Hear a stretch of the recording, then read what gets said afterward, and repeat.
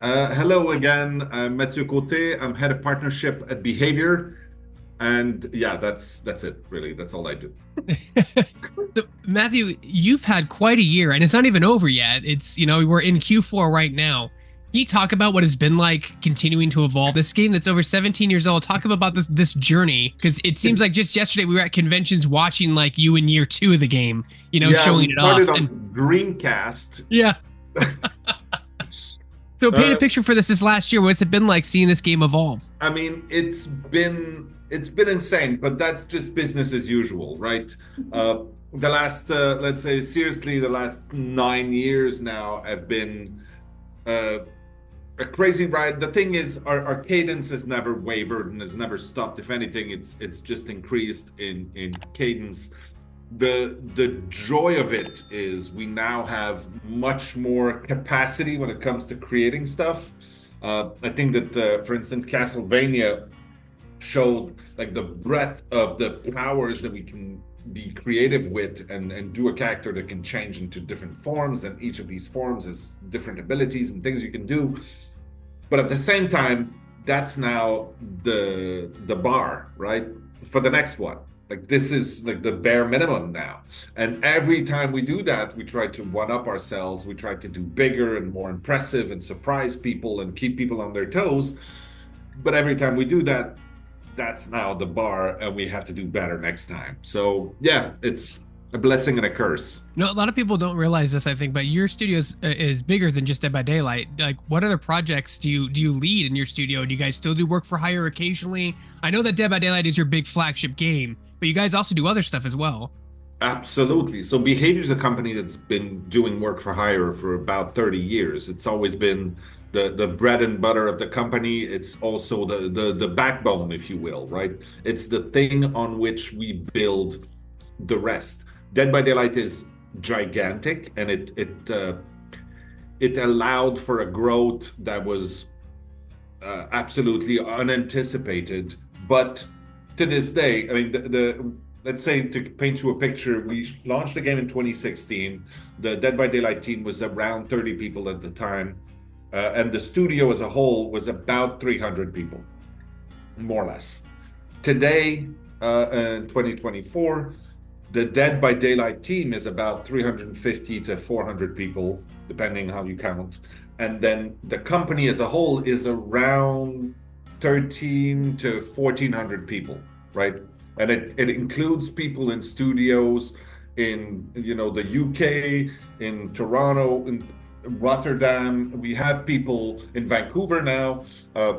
There's people everywhere working at Behavior, and most of it, in terms of number of people, is still work for hire business. There's about 350 people working on Dead by Daylight out of 1,400. So that gives you an idea. It's still an impressive part of the company, but in terms of revenue and everything else, it is very important.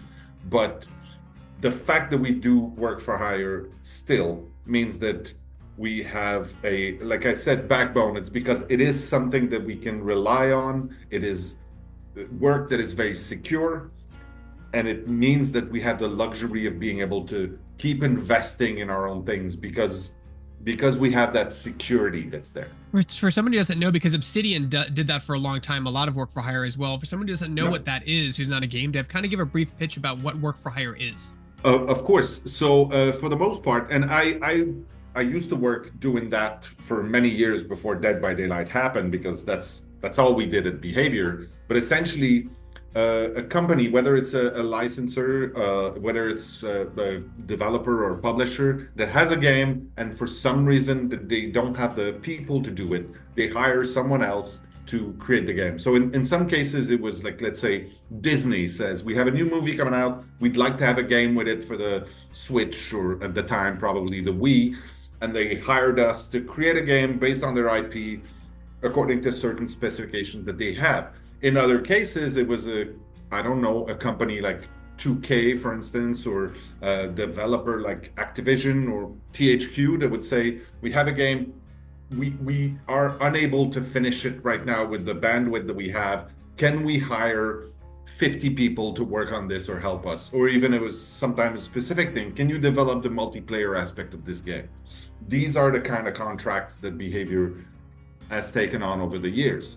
It has changed a little bit, but one thing that's never changed is the fact that Behavior has had a very solid reputation with developers, with licensors over the years.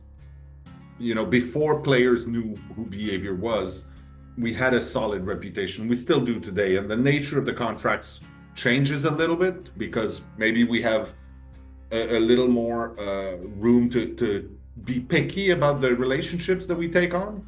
But the nature of the work stays pretty much the same. And it's been a while since we've talked. I haven't talked to you since Hellraiser was put into the game, I do believe. That's the last time we spoke because you guys, we've all been busy, super busy. Yep. But since then, you've added, you know, you guys do your 4 quarterly updates a year. The game is still going strong without you having to make a Dead by Daylight 2, right? We talked about that a little bit in past interviews, which is really impressive. But like this last year and a half, you've added Alien, Chucky, your original character, the Unknown, the Lich, and the Castlevania character, the Dark Lord. There's so many, and we talk about this all the time on an interview. But like, does this, as you guys kind of establish yourself more and more as the Hall of Fame of horror, as the go-to for like ASIM horror? Yep. Do these partnerships become easier? Do they get more difficult? Do people approach you now and say, hey, we want you to throw this in the game? And you say, great. Like, what's this process like now in 2024 with your company? It has changed, that's true. But I wouldn't say it's easier. It's different, right? It's different conversations.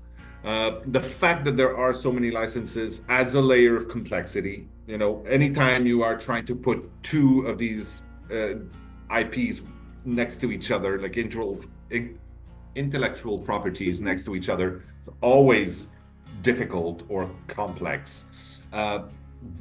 And because it's so big now, it has a lot of moving pieces and things like, for instance, the 2v8 mode and the chaos shuffle, all of these things that we keep bringing, the archives and the tomes that we have through that are also new content that people like. It wasn't part of the agreements that we had with the early licensors. So there's so many more pieces now to these agreements. It is rather complex. It's a little easier to start conversations with people because you don't need to explain so much what Dead by Daylight is. For the most part, most people at least know someone who plays, like, you know, but yeah, there are still quite a lot of hurdles, and because also of the nature of the relationships that we're looking for at this point. No, it's funny you mentioned that, like, it gets different. It's not that it's easier, it just changes. And I feel like there are some IP holders that you have to explain what a video game is to them. Well, yeah, well, I mean, explain a video game. It was truer at the beginning, and some of the people that we talk to are like old school Hollywood people for some of these licenses, especially old 70s and 80s horror movies.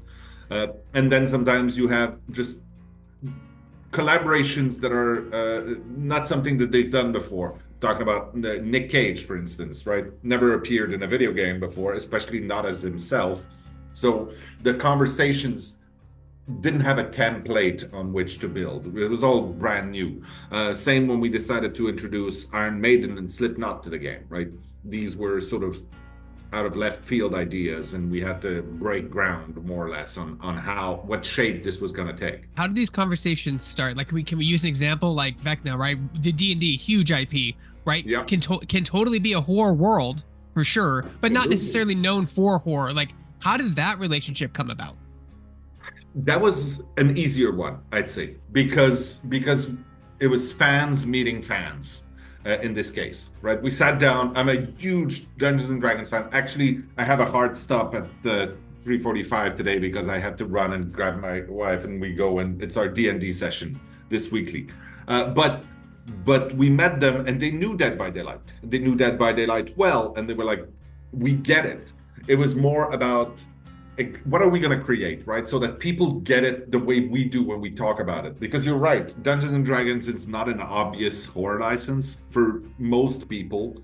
Anybody who's, I think, a fan understands that it can be very much horror, but it is not an obvious horror license. So, what are we going to do with it? What kind of characters should we bring in? We had some of the nerdiest conversations trying to explain to each other, oh, no, no, no, it should be this character, it should be this, no, no, no, this one. And then at some point, we're like, okay, but like nobody can follow this conversation unless they're uber nerds like us. So maybe we need to tone it down a little and make it a little more accessible.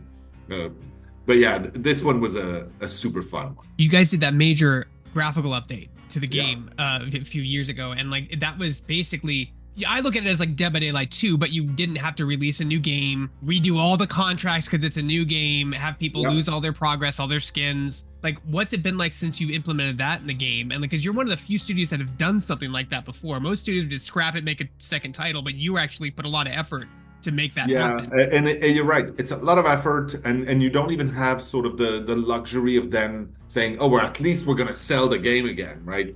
Uh, because we don't want to do that. And you touch upon something super important for us. For instance, people get to keep whatever they bought and the cosmetics and everything that they own. Like for us, this was always a critical point, and but we had to do something because of course the game is almost 10 years old now, and even the graphical update, like you said, we did that with 2.5 years ago.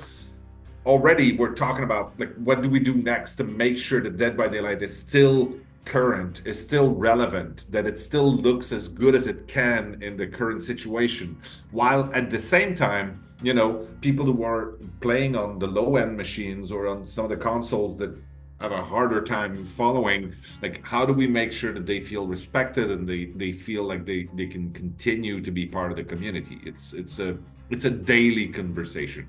And you're also on mobile, so like you're on everything at this point. I don't think there's a single thing you're treat not. the mobile- Maybe the Tesla is the only thing you're not on. The Tesla and a fridge are the two things you're not on. Yeah, pretty much. But it's true that the mobile game is treated as a separate entity, right? So, but even then, you're absolutely right. We are on every platform. We are on everything. Even our minimum specs are rather low because the game is quite old today. So we need to find ways to be still palatable to people who hear about the game for the first time today and look at it with today's eyes, comparing it to the other things that are offered. Because I don't know if you know, but there are quite a lot of games out there, and more are coming out every day. It's and it's you guys have this brilliant kind of business strategy, and just in general trying to get certain characters into your game, whether they're original or not. Someone who may never like a horror game but really likes Alien or really likes The Lich or Castlevania may get into your game now because they're characters that you can play as. Like it opens the door every single time you release a new killer or survivor or map to another demographic that maybe have never played your game before or never had interest until X character was in it. It's true. That being said, we try to not stray too far from our tone and our lore, but sometimes we take a bit of a stab. And the thing is, I believe that we've established an original lore and an original world right now that is very solid and allows us to sort of go a little bit out there now in a way that we could not have done 5 years ago even, right? Even the Iron Maiden and Slipknot thing or Nick Cage or like Tomb Raider, these things are all not purely horror, but clearly they are horror adjacent, or they have a space in the museum of horror that we created for sure. Now, I know you probably can't talk about this if false. I got to word this question in a way where you can elaborate more, but try anyway. There's a movie coming out. Can we talk about like how that started? Like because this is, I mean, the game's 17 years old. Like I feel like was it something that you guys waiting on? Were you waiting for the right time? Was it waiting for somebody to approach you? Like how did that ball start rolling? It was a dream for the longest time. And we talked to a few people. Like I touched upon earlier, Behavior is a company that's been working with licensors and different partners for 30 years. And we've had an established relationship with a lot of them, which means that we had a couple of phone numbers already and people established, especially in the movie industry, which is very close to the gaming industry, right? So we had a few calls we could make, but it was still very difficult. We've never made movies, like it's not our business, so there's a lot of unknowns in there. But we knew we wanted something like that to happen. And it took us a long time to be able to find the right partner. And being able to secure Blumhouse and Atomic Monster for this is absolutely perfect. And there are very few people out there who make horror movie in a way that these guys do, and manage to create IPs in a way that they've done. So for us, it was a huge deal to be able to do that. And that project is very much ongoing and alive right now. We have regular conversations with the people at Blumhouse, Atomic Monster, and a few others right now. And I mean, hopefully you and I can talk about the movie next time we talk. No, and I feel like it's an interesting situation that you're put in because it's like it's flopped. Usually you're working with licensors and like working with them and sending approvals, but like now you're the licensor working with somebody else. It's like a flop for you. It's true, and we've had that experience a couple of times in the last few years. The first time I think was Hooked on You, where we actually licensed out and we said, you know, this is our baby, treat it right, do something very silly, and they did. And then we've done it recently with the casting of Frank Stone with Supermassive. And now we're doing it again with Blumhouse and Atomic Monster. So yeah, it's a case where we're trying to be the sort of the licensor that we've always dreamed of working with, but at the same time we also know like, yeah, don't screw it up. It's our baby. Yeah, it's tough. It's a tough situation to be in. Now you know how it feels when someone's like, well, the hair's too red or the blue's too blue or the hand's too small. You like all those little feedback things you'd get with other models and stuff in your game from life. You're like, okay, now I get how they feel. Yeah. So, you know, you guys have a lot of original characters in your game as well, not just licensed characters. When you develop those and design those, again, it's years in advance when you guys even start talking about this. Is it, I don't know if easier is the right word, but is it more straightforward when it's your own character that you can control how it looks and how it feels and when working with a licensor? It's more straightforward for sure, but it's not necessarily simpler, right? I think that it's funny because I said these exact words earlier today, but I think that creativity tends to thrive within boundaries. And like if you're a creative person and I give you a small little corner and I say you can only use this type of paint in this little space, it tends to stimulate a lot of the creative juices rather than a big blank canvas with no guideline, right? So having a license, it's really interesting and it's got challenges, but it's something that we can do, and especially because it's part of the DNA of behavior as a company, right? Dealing with other people's properties, we know how to do that. Creating our own originals always been very, very important to us, and like I said, it's part of creating a lore and a narrative that is strong enough so that the huntress and the trapper can stand proudly next to Freddy Krueger and Michael Myers, and they make sense and they're in our universe. And that's the thing, right? All of these licenses come and live in the Dead by Daylight universe. It never becomes sort of a smoothie of just other stuff. It's the Dead by Daylight universe, which is understood to fold in a lot of other properties. You talk about like, I mean, you're obviously your game's very community driven. Can you talk about how you work with the community in general and kind of paint a picture about how long it takes when someone recognizes if something's bugged or broken or overpowered or underpowered and the cycle it takes to fix it and how long that takes? Paint a picture, because I think gamers don't think it takes a lot shorter than it really does. I mean, there are a few things that can be fixed easily, and usually they are. But things like balance, which is extremely subjective, right? And especially in a game where we embrace the chaos and the uncertainty. Like we want the game to be surprising. And for that, it means that we need to accept that there's going to be edge cases that end on sort of a weird situation or a slightly frustrating scenario, because it also allows these unique moments that are absolutely unscripted, but wonderful. So yeah, it really is difficult, but and the thing is, often people misunderstand what the community means. They say, oh, I know what the community is screaming about, but the community to them is probably the 100 or maybe 1,000 people that they interact with on a daily basis. It's the content creators that they follow. It's the different websites that they take their information from. But the community of Dead by Daylight is built out of probably hundreds and thousands of these small little groups of hundreds and thousands of people.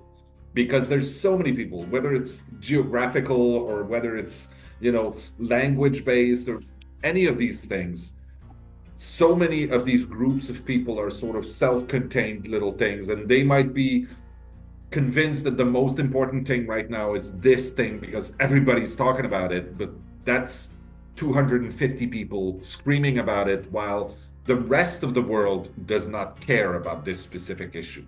So it's always very important for us to, I mean, we have a big team of community managers, influencer managers, player support, that whose sole purpose is to sort of filter all of this information and give it to us in a way that we can digest it and understand what is really relevant to the community at large. And it's whenever you do an aggregate or a summary of these things, you're going to lose some of the granularity and some things are going to get lost in the cracks. But the important thing is that we try to do better next time, every single time, right?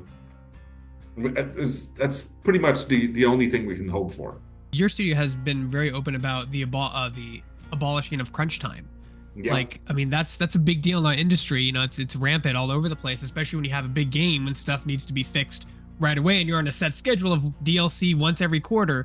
Can you talk about like that and like paint a little picture of like why that was important to your company and you? I think that on the very human side, I'd like to believe that everybody involved from the top Rémi Racine, our fearless leader and president, down to every single manager. I'd like to believe that it came from a place of pure human empathy.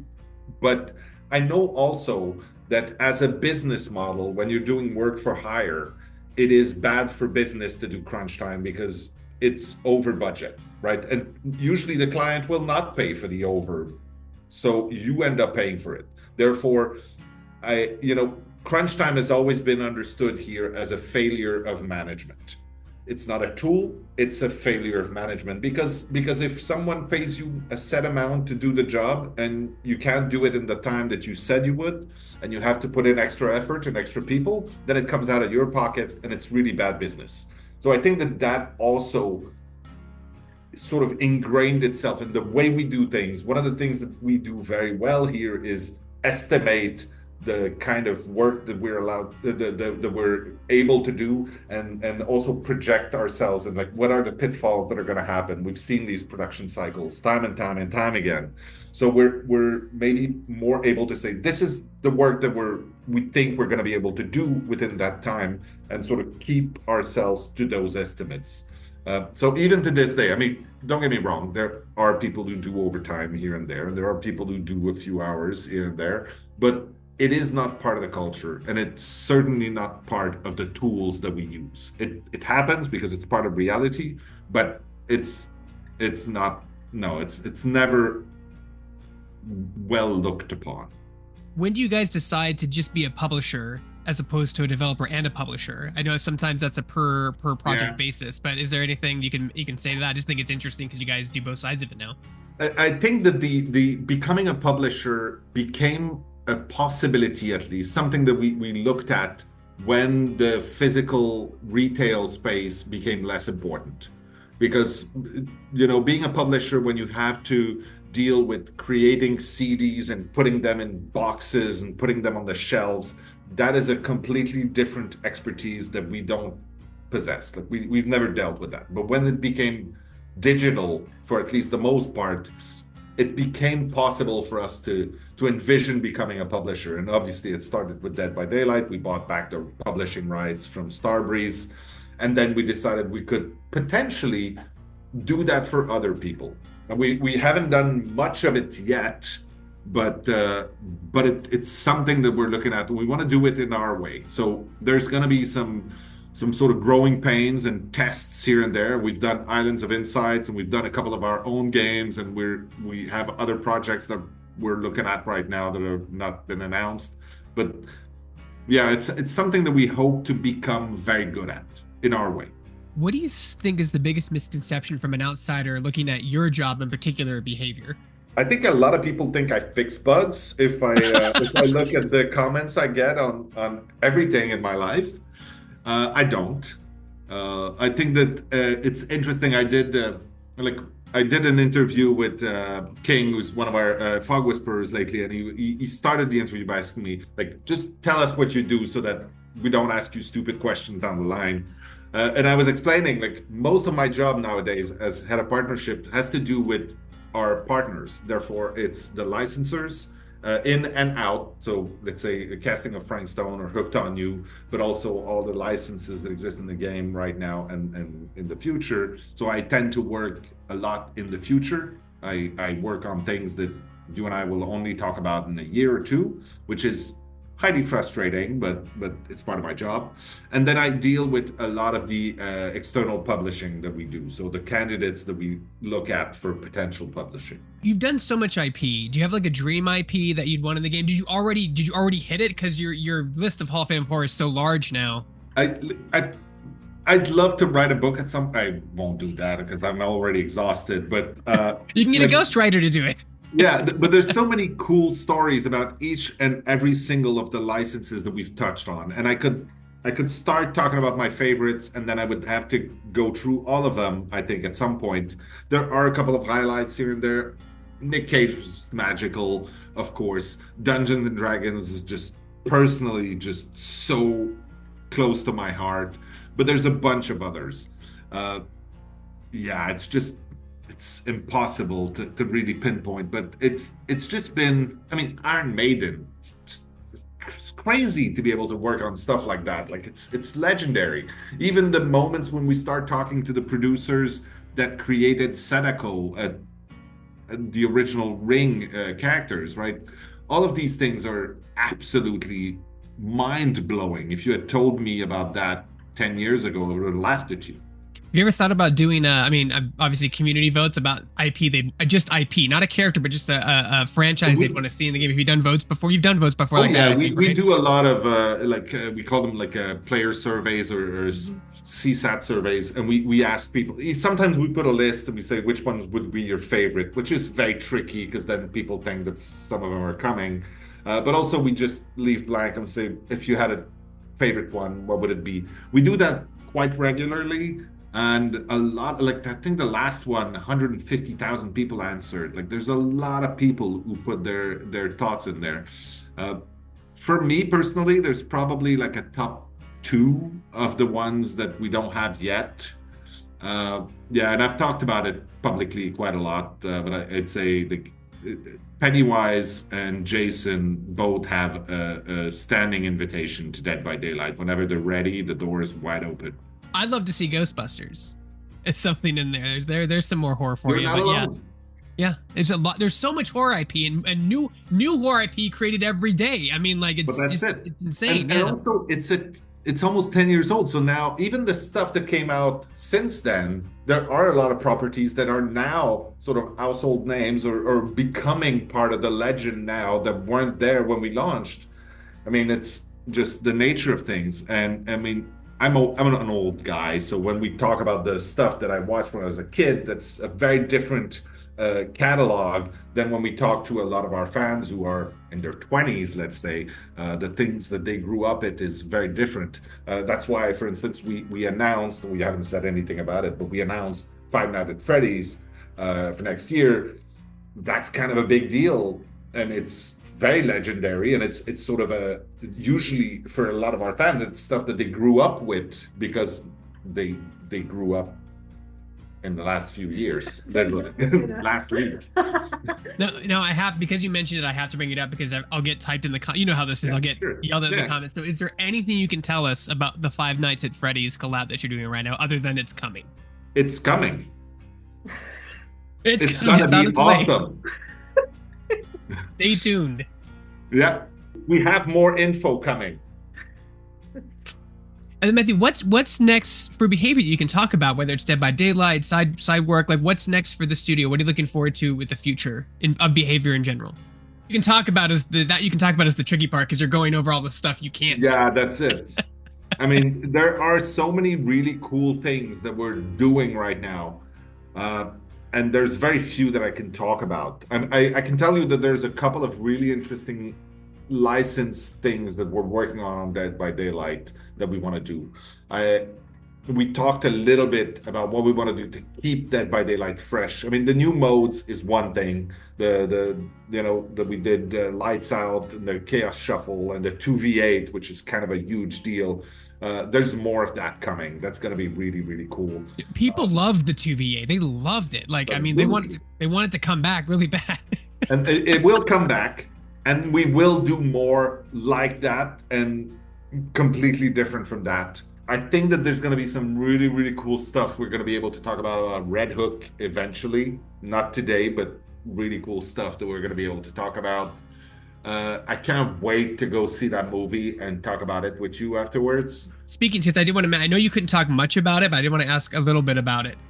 What went into the decision of acquiring Red Hook Studios? Like, did you work? You were a licensor. Were you working with them on something, and then they decided, you know what, we'll just buy you? Is that really, I can't go into more detail at this point. We've had a few very corporate press releases go out. It's just essentially it's a really, really cool company, and they do a really, really good game. And I mean, I don't think it's a huge secret that they are thinking about doing another one. So yeah, like all of it works. Plus, they're Canadian. So they're kind of close. Yeah, kind of as far as you can be while still being in the same country. Close enough.